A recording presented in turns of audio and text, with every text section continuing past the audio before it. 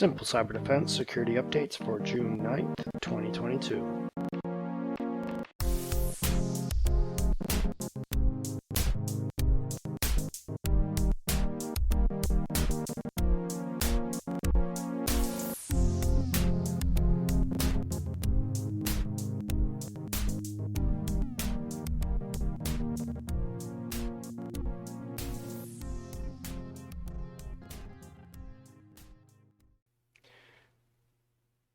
Welcome back to Simple Cyber Defense. In this week's episode, we're going to be talking about cryptocurrencies and how to securely and safely and privately obtain them through different means.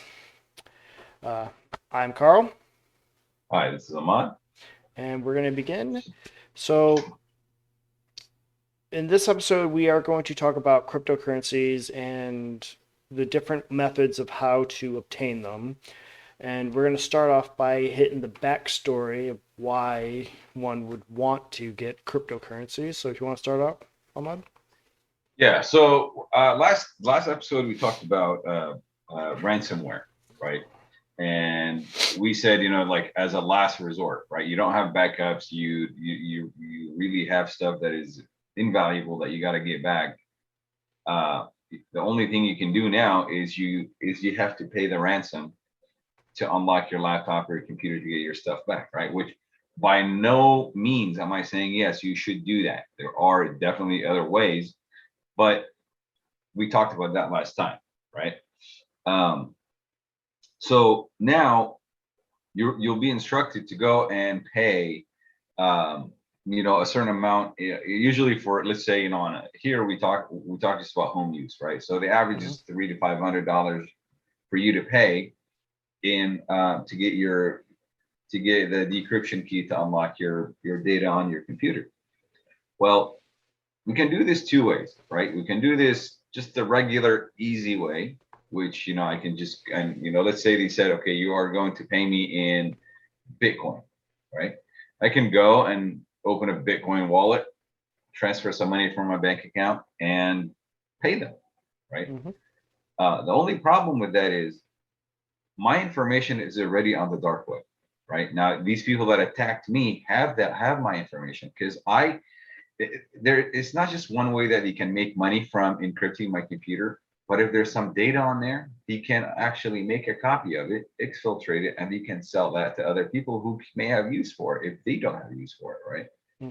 Well, if I buy Bitcoin and I just send it to them, now they have that information as well, right? Which I don't want to do. But before we get into how to do it, like on the back end, like on the darknet way, did you want to talk about how to do it the regular way, or you want me to continue with the dark web way? How to do things? We can start with the dark web things. Okay. And then we'll go to my ways. Yeah. So the reason behind that is like we said, we don't want to give up too much information or any more information that we've already given up, right? So there are different ways I can buy Bitcoin, right? And one of the things that you can buy Bitcoin that is not very common is buying it through local cryptos, right? And what that is you will be trading locally with people local who will, you can deposit certain money in their bank account and they deposit, a Bitcoin amount into your wallet, right? Well, the problem with that is it's still tied to you. So let's say I want to go on the darknet, right? Now forget the ransomware for a second. I want to hop on the darknet or the dark web, and I want to make some transactions, right? Well, if that coin is still attached to me, it can always be retraced, right? So what I can do is if you go on the dark web, there's a lot of services where it's called blenders, right? Well, they take coins from everybody, they shuffle them, and they distribute them back out. So it's kind of like money laundering, but it's for cryptocurrencies, right? Yeah. Right. So that's one way that you do it. But how do I even get on the dark web, right? And again, this is kind of like, consider this episode as kind of like it's a summary of what we've been talking about, right? We've talked about VPNs, we've talked about anonymity, we've talked about privacy, we've talked about how to keep yourself secure online, the websites you go to. And now I've learned all these things and now I'm going to the dark web, right?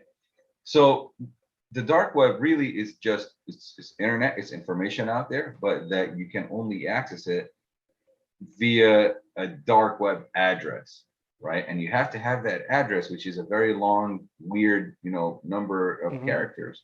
You have to know what they are to go to it.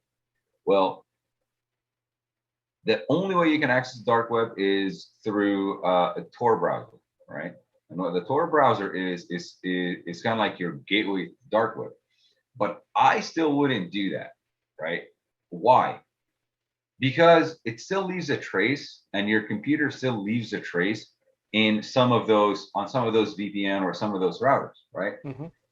So the best way you do this is there's this Linux distribution called Tails.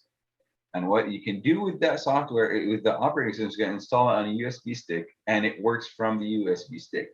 And every time you unplug it, it erases everything. So every time you insert it, it'll give you an IP address. It'll give you a MAC address for your PC. It will give you brand new identity, everything, Hmm. right?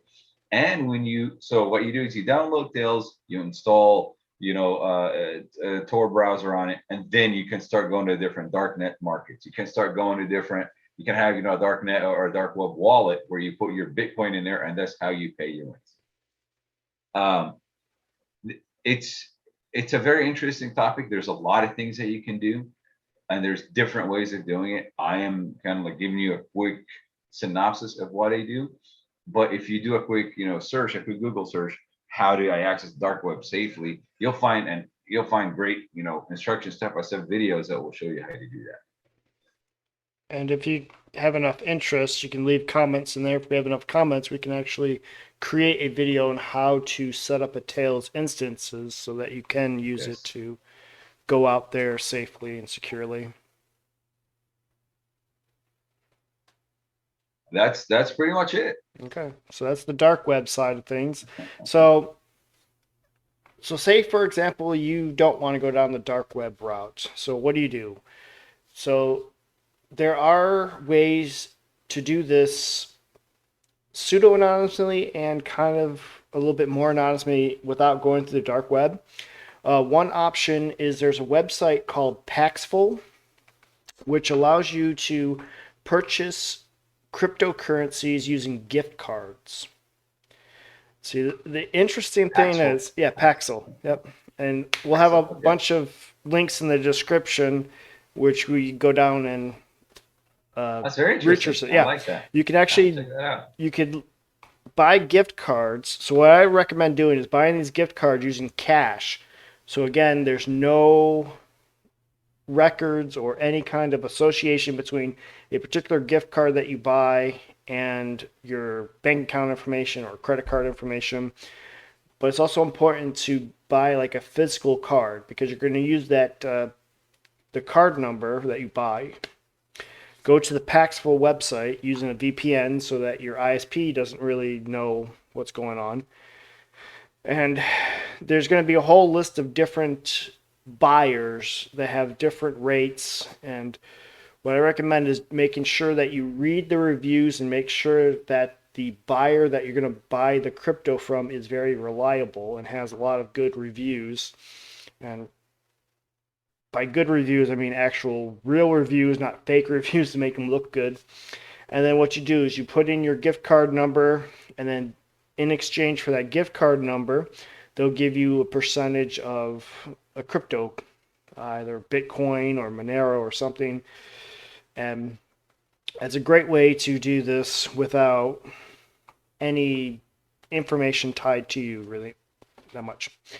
Another website to look for is to see if you want to get some anonymous and also decentralized exchanges is kycnot.me.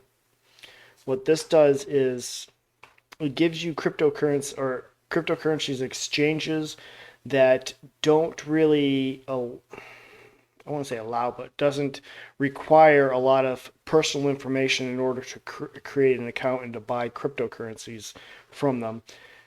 It's a great way to research exchanges to make sure that the ones that you're going to purchase from aren't going to be violating your privacy and give out too much information.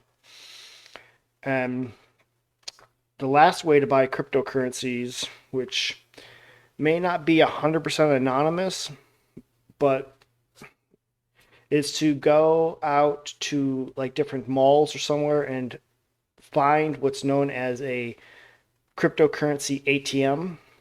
Now, granted, this is going to be probably the most expensive way to buy the cryptocurrencies, but basically go up to this machine and it's like an ATM, except you put in your money and then in exchange for your money, it'll give you either bitcoins or other different cryptocurrencies for you to scan into your wallet. But usually these ATMs have a hefty like 30% fee. So yeah, that's how they're getting their money out of putting these machines out there.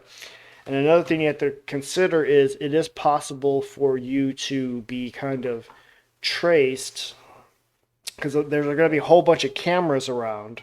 So what I recommend is either having a friend drive you to this mall or wherever the ATM is, or get public transit, take a bus or maybe even take an Uber to this place, so that way once the camera gets you, they don't get your license plates, so they won't be able to track, okay, this license plate's associated with this person and he walked in and went to this ATM and bought cryptocurrencies.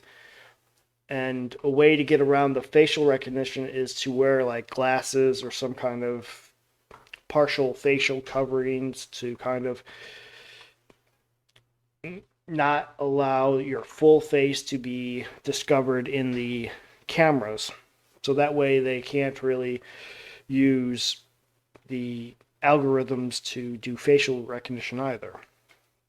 So with these ways, these will be the most private ways to do this. So is there anything you want to add to this? No, that sounds really good. Yeah. I didn't know about that website. I'm Yeah. actually on it right now. Yeah, because yeah, I did a little bit of research and I saw this website. Like, this is a very interesting idea. It's where you could buy cryptocurrencies with gift cards. It's like, Yeah. that's like the most especially if you buy the gift card using cash, it'd be the most anonymous way to do this. The only thing that would be able to tie to you is your ISP, but that's easy to overcome. Either use VPN or use a Tor browser or go to a library and do this. So other than that, it's very private and secure.